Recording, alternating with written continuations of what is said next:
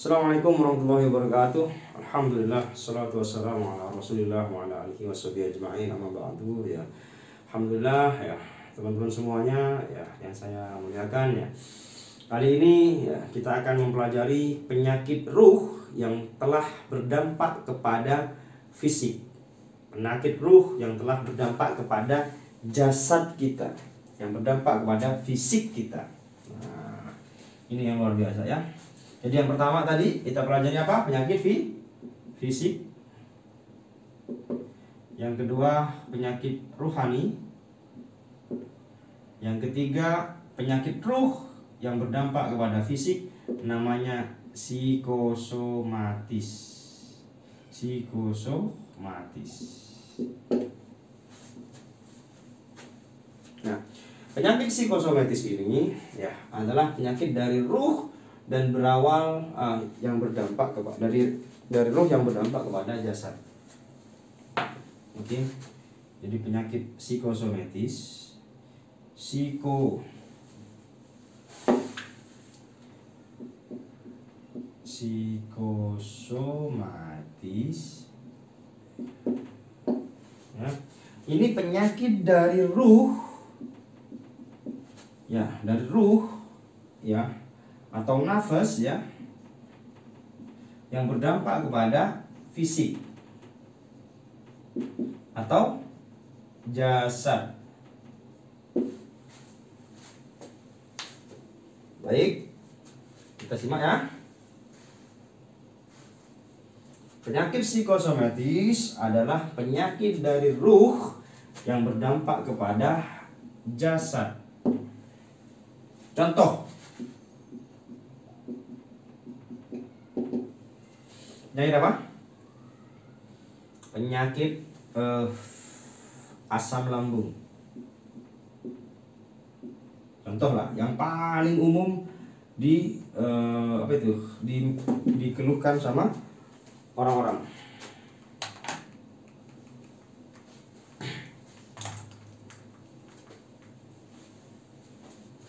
Penyakit asam lambung yang harus kita ketahui teman-teman semua, ini memang penyakit asam lambung ketika dicek dokter, ketika dicek medis, maka di medis itu terdeteksi, oh bapak penyakit asam lambung, ada vonis asam lambung ya, ketemu, jadi sakitnya kerasa dan di medis terdeteksi dan sakitnya dirasakan oleh si sakit ya, sakit asam lambung. Nah, pertanyaan sekarang adalah dari mana penyebab sakit asam lambung ini? Nah, sakit asam lambung itu yang pertama disebabkan oleh stres.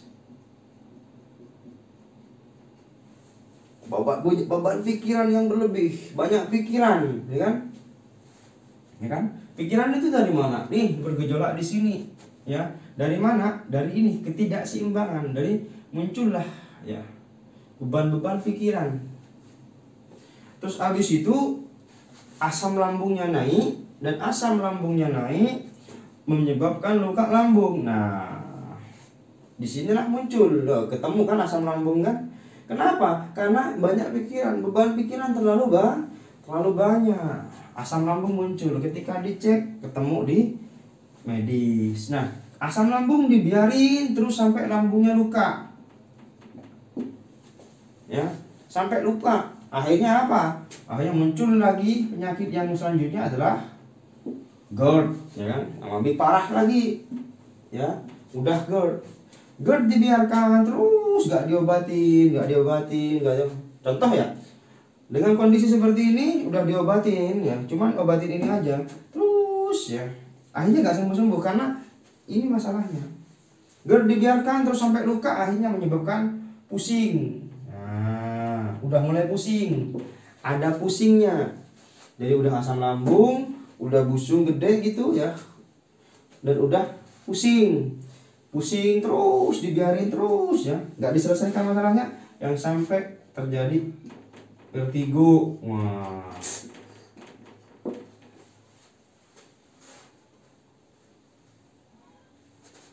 saudaraku semua ya, teman-teman semuanya, yang perlu diketahui, asam lambung, GERD, pusing, vertigo Ini ketika dicek medis maka semua terdeteksi. Semua terdeteksi. Dan semua keluhan ini dirasakan oleh tubuh. Tapi yang perlu diketahui adalah penyebabnya adalah nih, beban pikiran yang berlebih. Ada gejolak di situ. Gejolaknya di mana? Nih, di sini. Yang memerintahkan sini ya, yang mempengaruhi. Jadi di sini. Di kolbunya bergejolak. Kolbunya tidak tenang. Contoh, stres apa? Satu ya. Mikir anak, contoh. Mikir anak gak kerja-kerja, contoh bisa.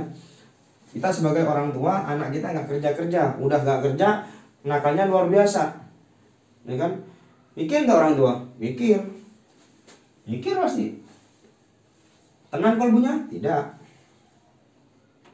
Yang kedua, ya, udah begitu kebutuhan keluarga banyak yang dibutuhkan gitu kan.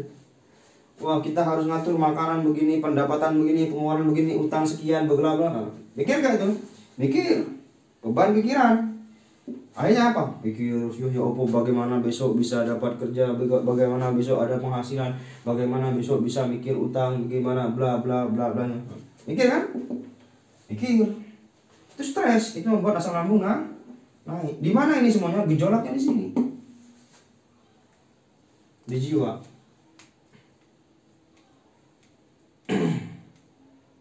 Gejolak di jiwa diperintahkan pada akal menimbang-nimbang di sini.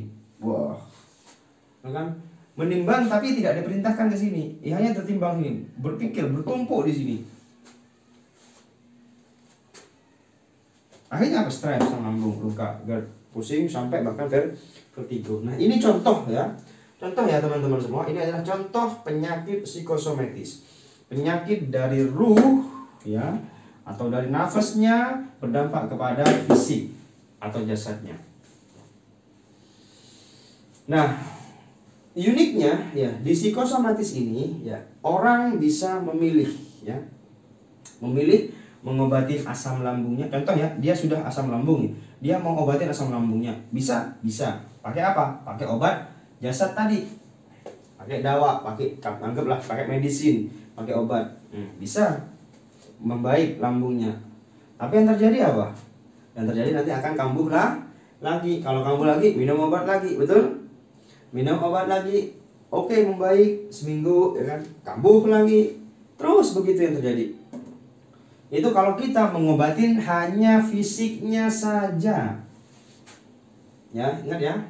Psikosomatis bisa diobatin dari segi fisiknya saja dan juga bisa disembuhkan dari ruhnya, dari nafasnya, dari penyebabnya.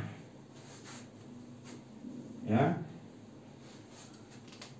Psikosomatis, saya ulang, bisa diobatin dari penyebabnya, bisa diobatin dari dampaknya saja. Jadi bisa, orang-orang bisa milih. Milih mana? Oh, saya vertigo, milih minum obat. Ya udah. Yang terjadi apa? Cuman fisiknya saja yang sembuh, tapi ruhnya tidak. Ya, nih bebannya tidak. Jadi kalau kita ngobatin fisiknya, sama seperti ini ada pohon gitu ya. Ini ada pohon gitu ya, pohon gede gitu. Kalau fisiknya berarti kita hanya mangkas pohon itu aja. Ya, bukan nyabut akar. Bukan nyabut akar. Tapi kalau kita benerin dari sisi rohaninya, nafasnya, maka kita seperti mencabut akarnya. Oke? Saya ulang. Kalau kita ngobatin fisiknya saja, sama saja kita mangkas pohon ini. Ya. Tapi kalau kita nyembuhkan ruhnya, berarti kita adalah nyabut akar. Nah, Bapak Ibu, sekarang milih yang mana gitu loh. Mau nyobatin fisiknya saja atau mau ngobatin sama akar-akarnya. Nah, ini psikosomatis. Di sini ya perlu diagnosa nanti. Oh, dicari tahu permasalahannya apa. Permasalahannya selesai, maka selesai sakitnya. Dan ini banyak sekali Bapak Ibu semua ya yang mengalami keluhan ini. Dari ruh yang berdampak kepada fisik.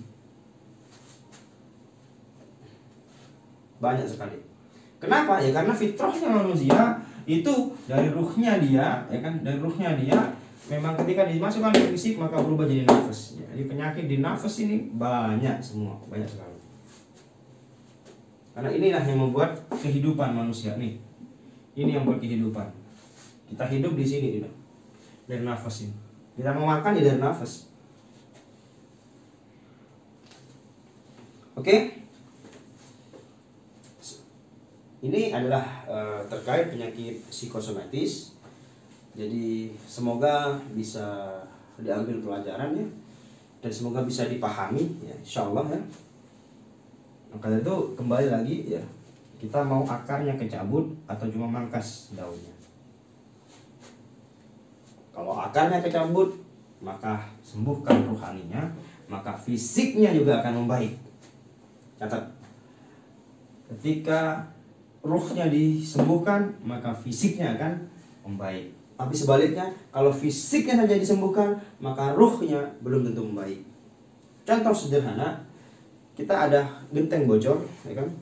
Kalau bocor di bawah itu adalah dampaknya, ya, dampaknya. Ini adalah sebab.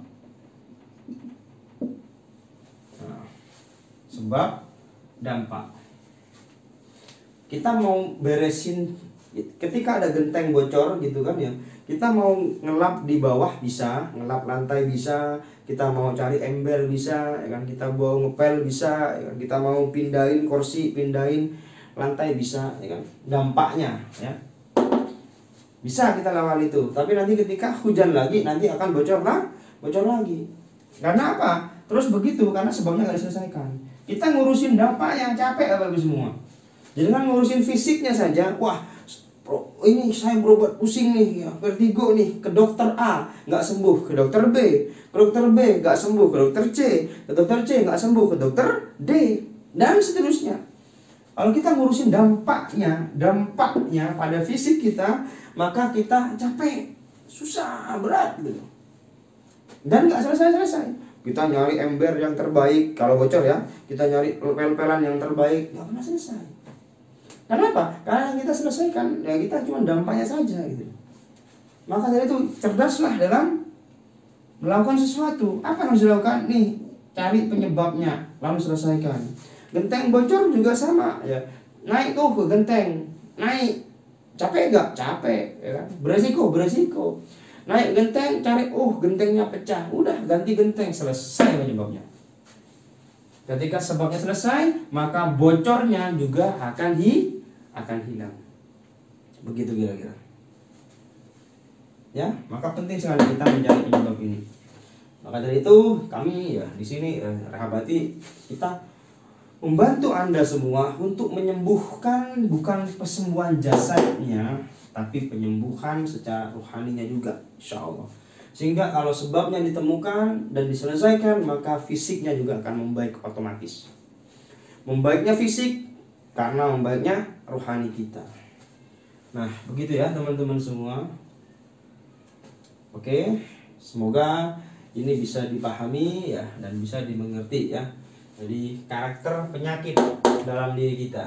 Ada penyakit fisik, ada penyakit ruh, ada penyakit ruh yang berdampak ke fisik ya. Penyakit jiwa yang berdampak kepada fisik. Oke, cerdaslah dalam mengobati. Baik, itu saja yang bisa saya terangkan di keterangan hari ini. Insyaallah kita akan bertemu di video selanjutnya. Tetap simak ya, tetap simak. Ini adalah rule ya, tahapan ya, alur ya. Jadi ada alur bagaimana kita menuju kesembuhan. Karena kesembuhan tidak bisa kebetulan. Kesembuhan harus ada alurnya, harus ada polanya. Sama seperti Anda ketika mau ke tempat kami, Anda mau ke pasar, masa langsung nanti akan betul ke pasar? Tidak, pasti ada rutenya. Harus lurus gini, lewat jalan ini, lewat jalan itu dan seterusnya sampai nanti sampai ke pasar. Pun sama dengan kesembuhan. Kesembuhan butuh pola, butuh cara, butuh rute. Nah, di sini nanti kita jabarkan semuanya sampai kita betul mendapatkan kesembuhan, insyaallah, bismillah ta'ala. ya. Jadi yang masih bingung dengan ruqyah silahkan simak penjelasan ini. Baik, itu yang bisa saya sampaikan di pertemuan kali ini, semoga bermanfaat. Barakallahu fikum. Saya Taufik Zaifuddin ya. Insyaallah ya, semua kekurangan dari saya dan jika betul itu dari Allah. Barakallahu fikum. Assalamualaikum warahmatullahi wabarakatuh.